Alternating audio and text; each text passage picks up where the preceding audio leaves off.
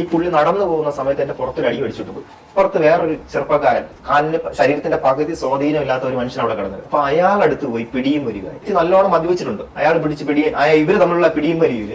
ഇയാള് വന്ന് വീട് ഇയാൾ തല പൊട്ടി. ഇത് കൃത്യമായിട്ട് ഒരു പ്ലാൻ ചെയ്തതാണെന്നാണ് എനിക്ക് സംശയം. അവരുടെ പാർട്ടിക്കാര്, ഈ പിണറായി വിജയന്റെ പാർട്ടിക്കാരായിട്ടുള്ള കുറെ ആൾക്കാരൊക്കെ അവിടെ നിൽപ്പുണ്ട്. അപ്പൊ ഇയാൾ വന്ന് സ്ഥിരം ഞങ്ങൾ ഉപദ്രവിച്ചുകൊണ്ടിരിക്കുകയാണ്. ആരെങ്കിലും ദയവേത് ഇവിടെ പോലീസുകാരൊക്കെ ഇയാളെ വിട്ട് ചെയ്യിപ്പിക്കുന്നതാണ്. ഞാൻ വിളിച്ചു പറയുന്നത്, ഞാൻ വീഡിയോ ഇത് കണ്ടുകൊണ്ട് ഇവൻ അടുത്ത് എന്റെ അടുത്ത് എന്നെ ഉപദ്രവിക്കാൻ വേണ്ടി ഞാൻ എന്റെ സ്വയരക്ഷയ്ക്ക് വേണ്ടി എന്റെ ഭാഗത്തുനിന്ന് എന്തോ ഒരു ഉണ്ടായി, തിരിച്ചടിച്ചോ, എന്റെ തള്ളുകയോ തിരിച്ചടിക്കുകയോ എന്തോ ചെയ്തു. പക്ഷെ നടന്ന സംഭവം മൊത്തം ഇവര് എന്റെ തലയിലാവും. പോലീസുകാര് ഈ സംഭവം നടക്കുന്നത് 4 മണി 5 മണി സമയത്താണ്. ഇത്രയിൽ പോലീസുകാർ വന്ന് എന്നെ ബലമായിട്ട് പിടിച്ചു വലിച്ച് കൊണ്ടുപോയി കസ്റ്റഡിയിൽ വെക്കുന്നു. അമ്മയെ വലിച്ചു മാറ്റിയിട്ട് ഈ സമരത്തിന്റെ എല്ലാ സാധനങ്ങളും പൊളിച്ചു മാറ്റിക്കളാം. ഒരു കൊലപാതക കേസിന്റെ പോലീസുകാർ നടത്തിയ ഒരു കൊലക്കേസിന്റെ പല പേപ്പറുകളും പല സംഭവങ്ങളുമാണ് ഞാൻ അവിടെ വെച്ചിരുന്നത്. യുവമാരെന്ത് ചെയ്തു? അത് മൊത്തവും മാറ്റിയിട്ട് വേറെ കേസിൽ എന്റെ തലയിൽ വെച്ച് എന്നെ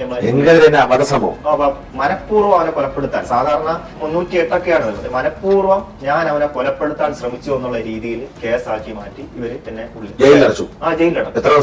ഏതാണ്ട് ഒരു 10-40 ദിവസം